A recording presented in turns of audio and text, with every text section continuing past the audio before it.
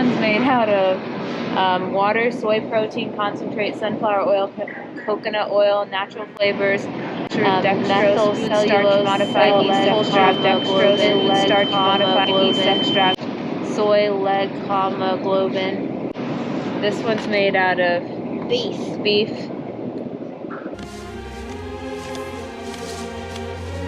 Everything you see exists together in a delicate balance. As king, you need to understand that balance and respect all the creatures, from the crawling ant to the leaping antelope. Dad, don't we eat the antelope? Yes, Simba, but let me explain. When we die, our bodies become the grass, and the antelope eat the grass. And so, we are all connected in the great circle of life.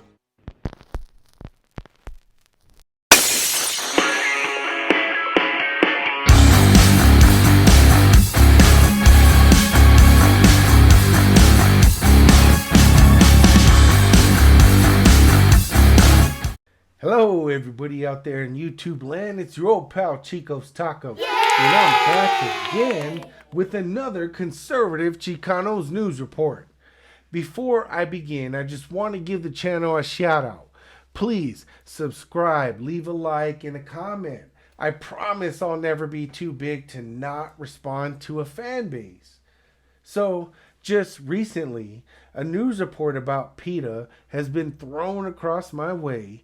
Normally, I wouldn't bat an eye to this sort of crap, but the headline really caught my attention. This article, which was provided by Fox News, states, in PETA's AI-generated vegan version of the Bible, animals are referred to as beings rather than beasts, and plants are used for clothing instead of animal skins. My God, isn't that how it always is? It's bad enough PETA tries to give an AI makeover to the food that we eat, but now they're moving on to do the same thing to the Word of God. We've been eating the same meat and reading the same Bible for countless generations. Mankind has literally flourished for thousands of years. That is, until someone or some bot tries to throw an artificial wrench in the gears. When people whom I've never met and have absolutely zero respect for that tells me to eat their snake oil and change my foundation I was raised on just because they're wearing lab coats and big ass goggles, my automatic response is 100% all natural God-given defiance.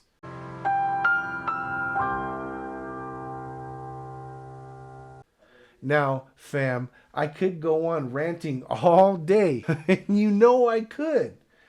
But let's just go ahead and get on with the video, shall we?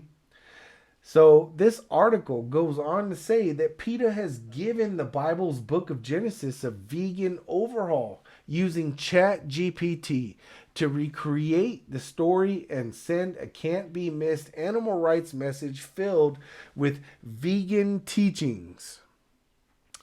The Bible has long been used to justify all forms of oppression, so we've used ChatGPT to make it clear that a loving God would never endorse exploitation of cruelty to animals, says PETA President Ingrid Newkirk. Ew! So, for one, waking up first thing in the morning to the sound and smell of that crackling bacon in the air that Mama in the kitchen just so lovingly put together to start the day is considered oppression in your book, then I don't want to be any part of it, you know, right off the bat. Second, if your eating habits differ than 95% of your peers and their cultural upbringings, then maybe you should just learn to shut the fuck up and lead by example. Because nobody likes a loudmouth, especially at the dinner table. Lastly, if your name is Ingrid Newkirk, ain't nobody listening to you. That name already sounds artificially generated. Quit with the nonsense already. Jeez, man. Anyway, fam, if you've been thinking about consuming this baloney, I've compiled a quick, informative clip for y'all. Because you know, Chicos ain't gonna let his people just blindly follow others without making an informative decision first. Think of it as my charitable contribution to educate the consumer. They say it's about having empathy for animals. You know what the animals would say to you if they could speak? Don't kill me! Where'd my tooth go? They say it's for the environment. Climate change is exploiting the world's land at an unprecedented rate. Eating more plant-based foods and sustainably produced meats can change land use and mitigate climate change. They say it's healthy. I'm more active, I'm not as sluggish. It takes less water, less energy. When in reality, it's all about money. Plant-based meat companies have hijacked our compassion to sell us imitation meat that is made out of a bunch of cheap industrial chemicals and ingredients. Soy protein made from soybeans bathed in a solvent called hexane, a known human neurotoxin. Red number 3, food dye that's a carcinogen that's banned in cosmetics. Caramel coloring, a dye that causes cancer in rats. Tertiary butyl hydroquinone, sodium tripolyphosphate, yum! These are just some of the ingredients found in plant-based meat. Ingredients that are absolutely terrible for you and are way cheaper than growing grass-fed cows, which we've been eating for hundreds of thousands of years. And yet, society keeps pushing it. Governments keep pushing it. And we all fell for it. This is the great plant-based meat lie. Well, those Impossible Burgers, we showed a study the other day that was showing that it's toxic for rats. They fed rats the Impossible Burger and the rats are getting sick. Raising a natural grass-fed cow takes a ton of time, money, and resources. You need to feed them quality hay and grass. You need to take care of them for up to 2 years. And this all costs money. Over $2,000 per cow. That is why grass-fed beef costs food manufacturers $7.63 per pound. Pretty expensive. Now, compare this to the plant-based meat, which is made from America's cheapest, most subsidized crop, soybeans. Right now, soybean meal costs American food manufacturers a measly 25 cents per pound, compared to $7.63 for beef. That's 30 times cheaper than real meat. Which means, if you could find a way to make a convincing beef-like burger with this dirt-cheap soybean meal, you could charge the same price as real beef while making way more profit.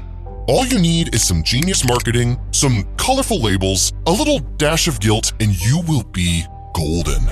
And that's exactly what happened. Soybean meal by itself tastes horrible.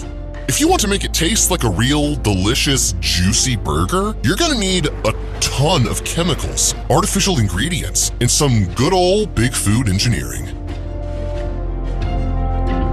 It grills like a burger. It bleeds like a burger. But how does it do that? Well, the chemical in real beef that makes it taste super delicious is called heme. Heme is a chemical found in cow's blood. In order to make a tiny bit of heme, you needed a whole truckload of these natural soybeans, which would be super expensive and ruin the whole point of this scheme.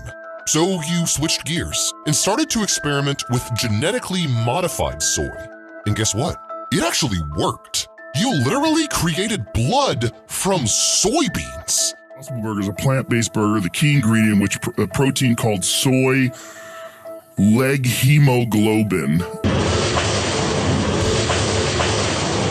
But the thing about genetically modified soy is that it's sprayed with a ton of herbicides, specifically Monsanto's Roundup. And this Roundup contains a toxin called glyphosate, which has been linked to vital organ damage in animals, as well as cancer and non-Hodgkin's lymphoma in humans. And as it turns out, glyphosate gets absorbed right into the flesh of the soybeans that it's sprayed on. So it's not surprising that a ton of glyphosate has been found in Impossible Burgers, along with hexane, a known neurotoxin. But did this little glyphosate mishap stop you from releasing your burger to the public? No! You submitted a 1,066-page report on your soy leg hemoglobin creation to the FDA, and the FDA simply responded with no further questions. Which is why every bite you take in an Impossible Burger is potentially laced with toxic herbicides. But wait, there's more. Heme isn't the only thing you need to make a pathetic pile of soybean meal look and taste like real meat. You also need a ton of dyes, artificial flavorings, and bulking agents. So after watching that, I hope you found a tidbit of info that helps you divert your curiosity of sampling their poisonous new age alternatives and just stick with the all-natural, tried and true food the Almighty Lord has provided us since the beginning of time. And if you're still on the fence, then try this Extra Chico's whip topping. Genesis chapter 9 verse 3 says, "Every moving thing that liveth shall be meant for you, even as the green herb have I given you all things." Leviticus chapter 11 verse 3, "Whatsoever parteth the hoof and is cloven-footed, and cheweth the cud among the beasts, that shall ye eat." So while you let that marinate, folks, like a nice pink juicy steak prepping for the grill, I'm gonna let you all rest with that. Have a good night. Make some lifestyle changes. I think we can start with your diet. I'd like you to cut back on red meat. Pass. You're also gonna have to cut down on your drinking. Try again. What about stress? What do you do to reduce it? Eat steak and drink whiskey.